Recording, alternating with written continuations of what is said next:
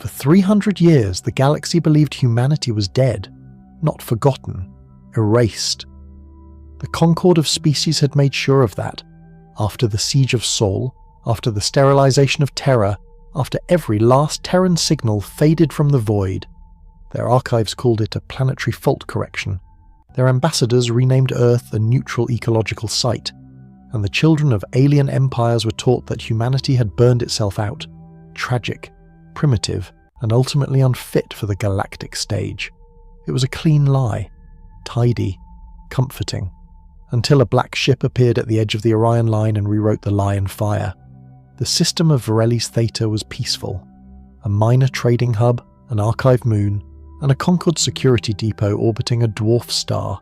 Nothing special, nothing strategic. Until it went dark. The last transmission from the depot was a single distorted visual, a shadow across the stars. No message, no warning, just a silhouette, long, angular, dripping radiation trails and heat signatures that didn't make sense. Within 7 minutes, the depot was gone. No explosion, no debris. Just gone.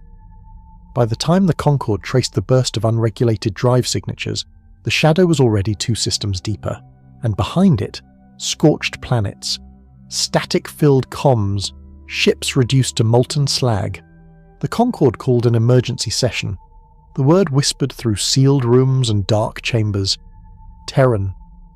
High Archon Neltavar of the Celestial Accord leaned forward across the war table, her crest feathers dimmed with unease. That can't be. Humanity was removed. Vice-Chancellor Yevk of the Char Hive rotated one eye slowly toward her. We thought so, but 3 outposts destroyed in 20 hours speaks otherwise. Did they identify themselves? One of the aides, an aged Zorian tactician, tapped into the last automated drone feed from the Varelli system. A symbol had been burned into the moon's crust. Crude, violent, ancient. A simple letter, H. In the ether drift beyond mapped Concord space, the black ship moved like an old god awakening. Its hull was matte obsidian, patched with scrap and unknown alloys. It didn't broadcast IFF tags. Its sublight drive left trails of magnetized plasma that warped long-range sensors. Inside, there were no diplomats, no official chain of command, only survivors. Humans grown in darkness, trained in silence, shaped by war not for vengeance, but for remembrance. Their commander was a woman called Ash, no surname, no rank.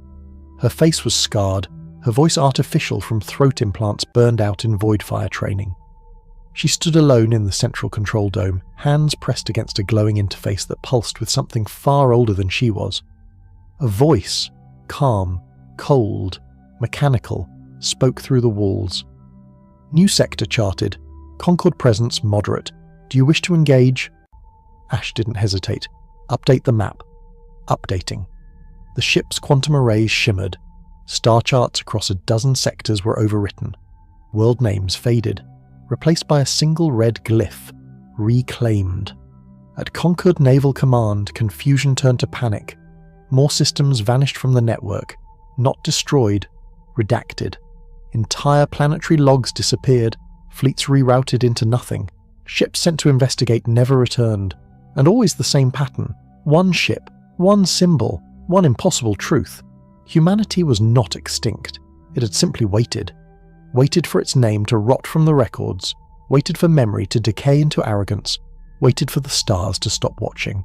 Then it returned, with a ship forged in hatred and silence. A relic from a forgotten war designed not for conquest, but for correction.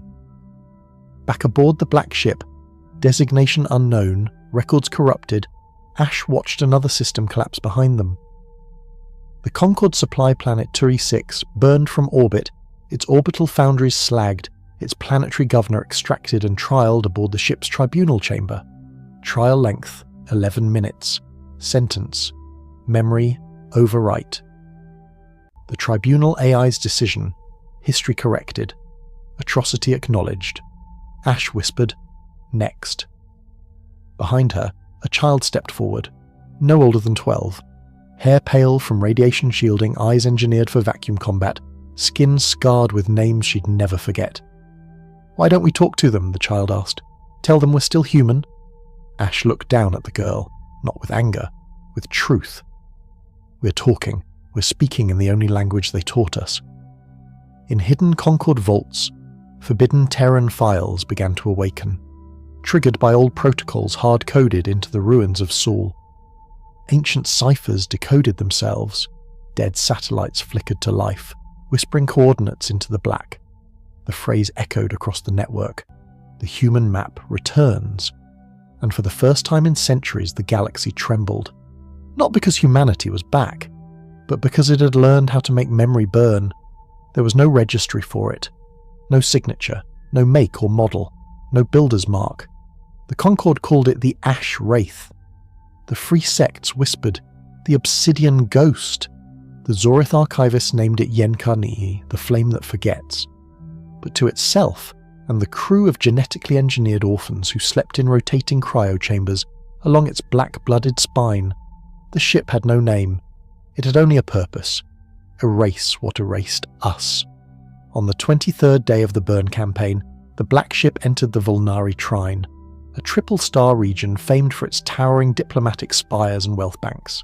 It should have been invincible. 12 conquered dreadnoughts, a grid of defense satellites, 400 fighter-class interceptors, and yet, when the Black Ship arrived, it didn't fight its way in. It walked.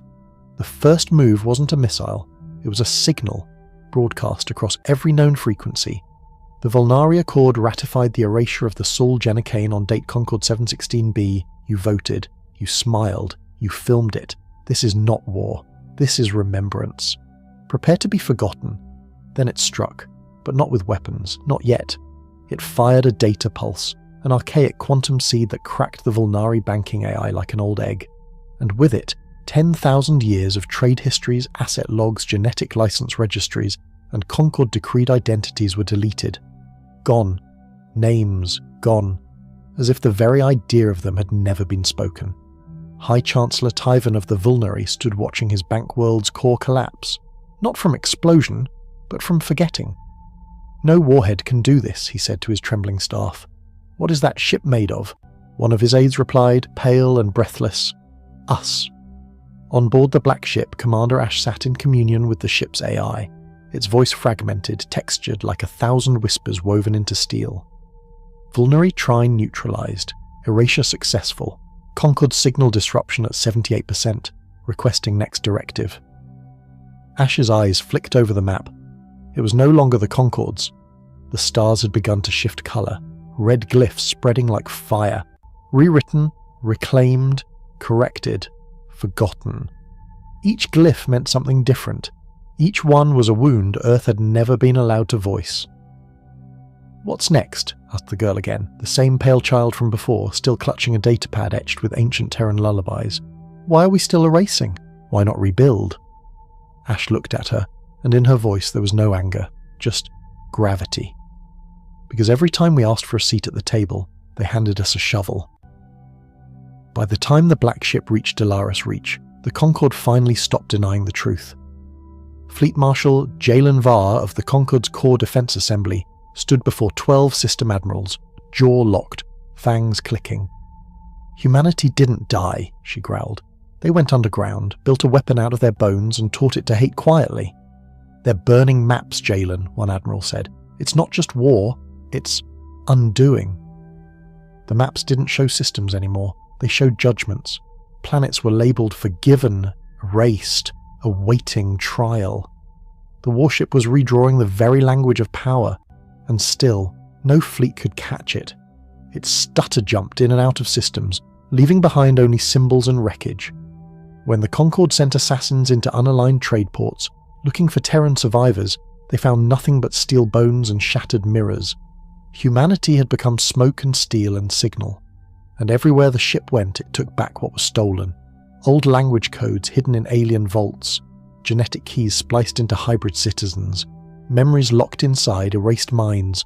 On one world, Jurith 9, the Black Ship arrived to find an orphanage of hybrid children, bred from Terran DNA but raised to forget their blood. Ash walked among them, silent. She touched their foreheads. Each child remembered, not pain, not hate, but home. She left Jurith 9 untouched. When the conquered fleet arrived 3 hours later, they found a world unwilling to cooperate. a planet that remembered what being human meant, even if it had never seen Earth. On board, the ship's eye hummed.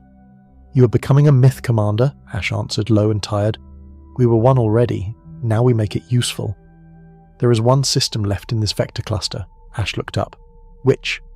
"Naruvel." She froze. That was where the extinction order had originated, where the Concord had voted to sterilize Earth, where her mother had died, her name struck from the records. Ash stood slowly, spine straight, voice cold. "Plot course. We're not rewriting history this time." "Then what shall we do?" She stared into the stars. "We end it." Naruvel was the jewel of the Concord, a system of 9 golden worlds orbiting a blue giant, all suspended in artificial equilibrium by centuries of gravitational tuning.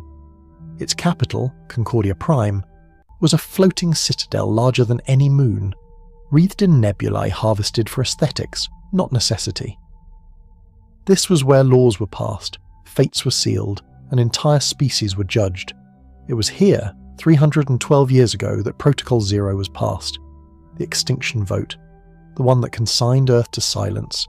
The one that killed humanity, at least on paper. Now the paper was on fire. They saw the ship before it appeared. Sensors across Naruvel's defense grid flared in cascading red, spacefolding, stuttering, collapsing, and then rebirthing into a single point. Out of that tear came the black ship, obsidian, angular, emitting no light except the red pulse of its reclaimed maps.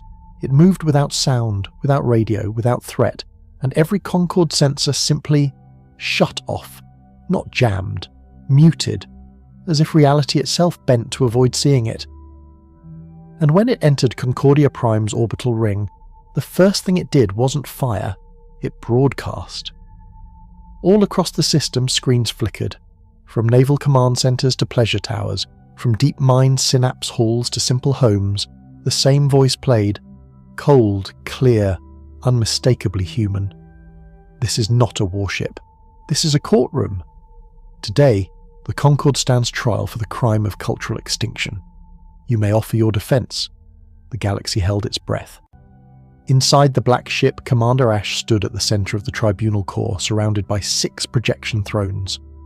One by one, holographic avatars appeared. Representatives from the major Concord species, the crystalline Juranic, the feathered Selari, the multi-minded Vex, the serpentine Core, the high-skinned Zorith, and the chitinous Varn. They appeared out of fear, not duty. The last time they ignored a signal from the black ship, 3 of their sectors disappeared from galactic history. Ash's voice echoed from her command throne, stripped of anger, armoured in truth. "You authored extinction. You broadcast justice. Today, you will explain the contradiction." The Zorith delegate, a waxen, ageless being whose species once administered Earth's surrender, snorted. "Humanity was a threat. Your aggression, your refusal to submit to Concord directives," Ash interrupted, eyes sharp. "Would you like me to replay the sterilization footage of the Martian child colonies? Or perhaps the orbital bombing of Enoch 3 after the peace talks had already concluded?" The Vex delegate shifted uneasily. "We believed you had destroyed yourselves." "We believed," Ash echoed, her voice rising, "because you made sure we couldn't say otherwise. You didn't just bury us, you rewrote us." At that moment, the black ship pulsed a sphere of memory data across all Concord systems. Images played, not of war, but of erasure. A father writing humanity's history on a wall before Concord soldiers dragged him away. A mother hiding a gene seed in a data crystal as orbital fire rained down. A child clutching an Earth relic and whispering, "Don't forget me." Billions saw it.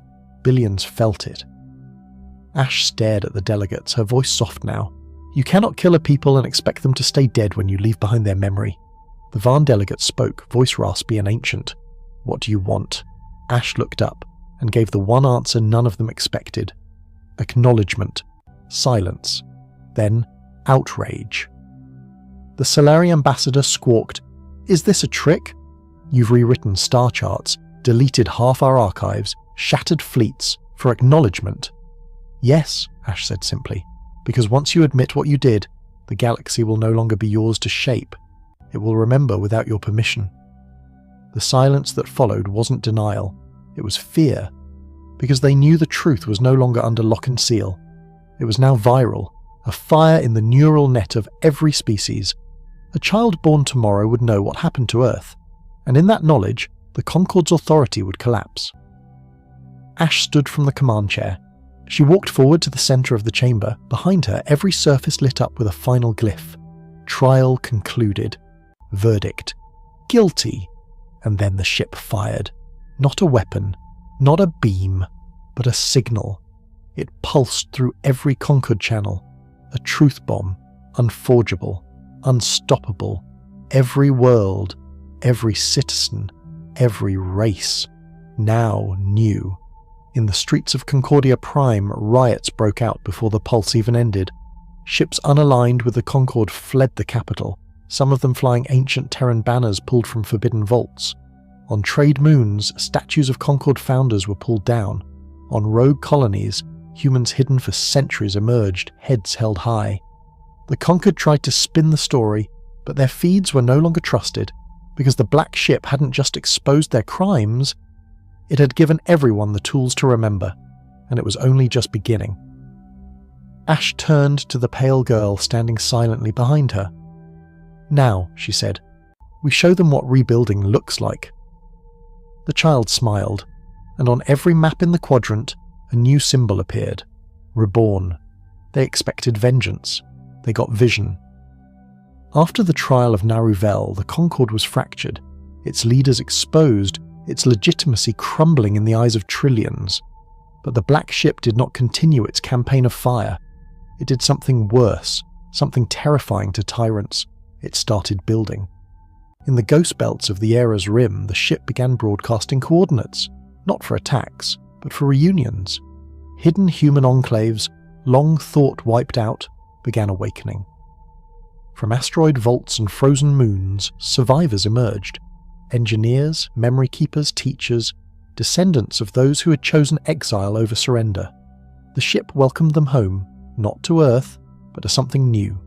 They called it the Red Archive, a growing constellation of liberated systems, each one marked not by domination, but by the truth. Each planet bore a name once thought erased. Mars was not dead. Enoch 3 still breathed. Vesta's cradle had children again. Every world carried a scar. Every scar carried a story, and every story was carved into the stars. Ash stood at the command deck, watching the updated galactic map. Once, Concorde blue dominated. Now, red spirals cut through it like living veins. Lieutenant Aaron approached, eyes wide with data feed updates. "They're defecting," he whispered. "Whole fleets, even Solari nobles are requesting asylum under the Archive's protection." Ash didn't celebrate, she simply nodded. The truth can't be commanded, but it can be heard. Behind her, the pale girl, the one with Earth's lullabies etched into her neural lace, asked the only question that mattered now. "Will they let us live this time?" Ash turned, voice like iron and sorrow. "They won't have a choice." In the shadows of forgotten colonies, rebellion stirred, not in fire but in language. Former Concorde worlds began speaking Terran dialects again. Universities taught Earth history alongside local law. The songs of lost cities rang again through orbital halls. Humanity wasn't just back, it was everywhere. It had hidden in bloodlines, ideas, fragments of forbidden poems, and now, with the Black Ship lighting the path, those fragments were finding one another, fusing into a culture not of revenge, but rebirth. The Concorde tried to strike back. They sent assassins, saboteurs, propaganda streams. The Archive responded by broadcasting everything. Every attempt, every crime, every word. No censorship, no spin, just clarity. In a galaxy ruled by narrative, truth had become the most powerful weapon of all. And above it all, the Black Ship drifted. No longer a blade, but a beacon. Its map was alive, changing daily, each new system inscribed with the names of the lost, the defiant, the forgotten. The stars remembered now. They always would. They called it the Second Dawn. Not a war, not an empire. A reminder. One ship, born in silence, fueled by memory, had shattered the illusion of extinction. But more than that, more than vengeance, more than fear, it had ignited belief. The Concorde didn't fall in fire, it fell in doubt. Once people began to remember, they began to question. Once they questioned, they chose, and system by system, star by star, they chose humanity. On the edge of the galaxy, at the site of what was once the siege-wrecked ruins of Earth, a new station rose from the dust, soul-resonant. Built from salvaged Terran alloys and gifted materials from dozens of now independent worlds, it stood not as a throne, but a memorial. Etched across its core, the names of every colony lost during the erasure. Etched above that, a single phrase: "We are not your past, we are your echo." Ash stood there now, older, tired, but alive. She watched as the pale girl, now taller, now wearing a captain's pin, taught younglings from 10 species about what once was, not to mourn, but to know. Ash smiled faintly.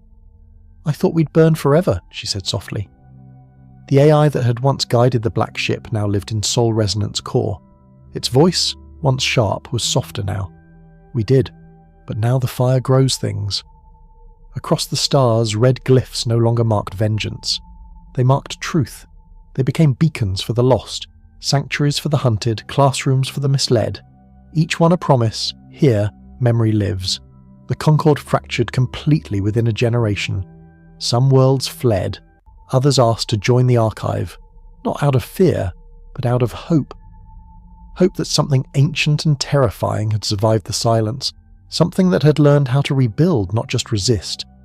Hope that if humanity could return, anyone could. In time, the black ship was laid to rest, not scrapped, honoured. Its hull fused into Soul Resonance foundations. Its name, long unspoken, was revealed only once, in a quiet ceremony: TNS Ghostlight. No Terran vessel had ever carried so many memories, none ever would again. But it had done what it was born to do, and now, humanity walked among the stars again, not as ghosts, but as gardeners of memory. So when children in distant colonies asked if the fire would return, Ash would answer, no, this time, the fire stayed.